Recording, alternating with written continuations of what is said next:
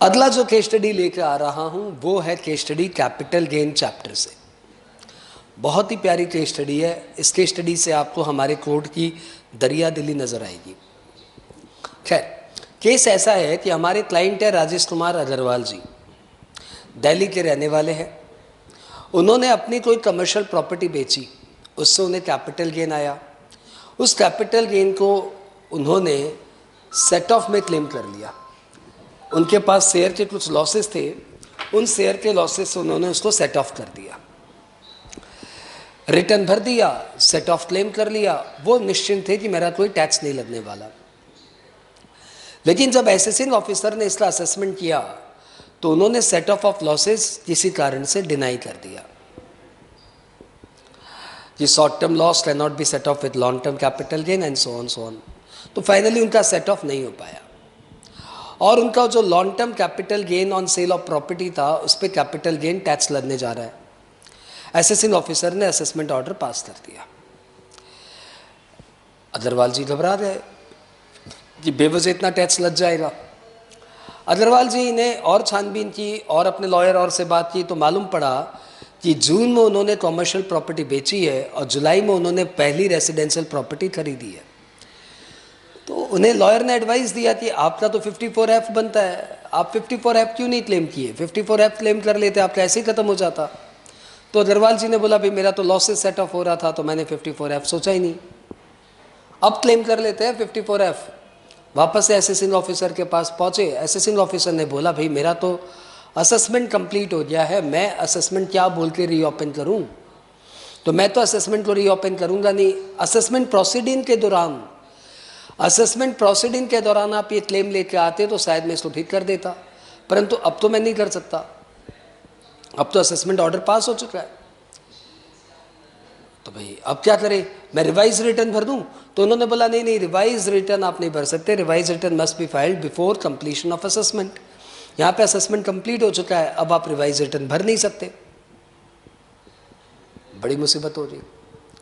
Finally ये 264 में commissioner के पास रिवीजन पेटिशन लेके गए कि सर हमारा ये असेसमेंट ऑर्डर में कुछ प्रॉब्लम है, आप इसे रिवाइज कर दीजिए, मेरा डिडक्शंस नहीं मिल रहा है, वो आप डिडक्शंस दे दीजिए।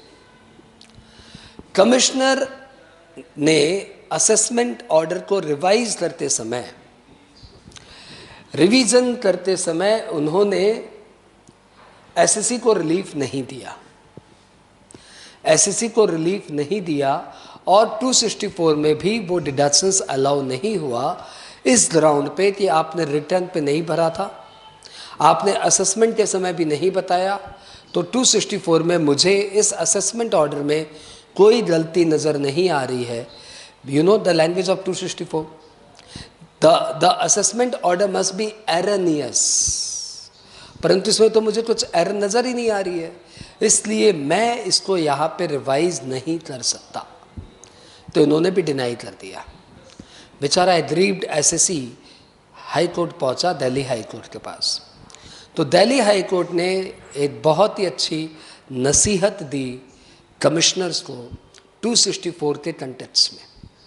उन्होंने लिखा कि 264 में आप कुछ भी ऑर्डर पास कर सकते हो एज यू डीम फिट, बस आप अपने पावर को वायोलेट नहीं कर सकते, otherwise you can pass any order as you deem fit.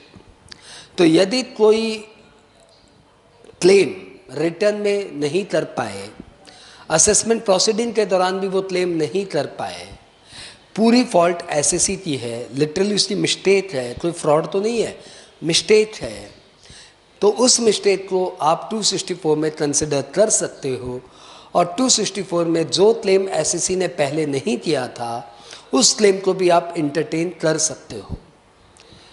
और फाइनली डिसीजन अग्रवाल जी के फेवर में गया और कमिश्नर को ये हिदायत दी गई कि आपको ये असेसमेंट ऑर्डर 264 में रिवाइज करके उन्हें 54F का बेनिफिट दे देना चाहिए।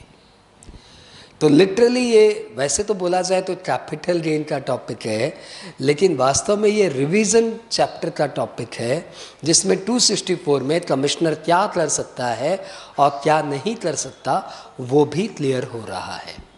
तो ये मालूम पड़ गया कि यदि आप कोई क्लेम अपने रिटर्न में करना भूल गए, असेसमेंट प्रोसीडिंग के दौरान भी करना भूल गए, तो कमिश्नर उसको 264 में कंसिडर कर सकता है और आपका असेसमेंट रिड्यूस कर सकता है। Thank you.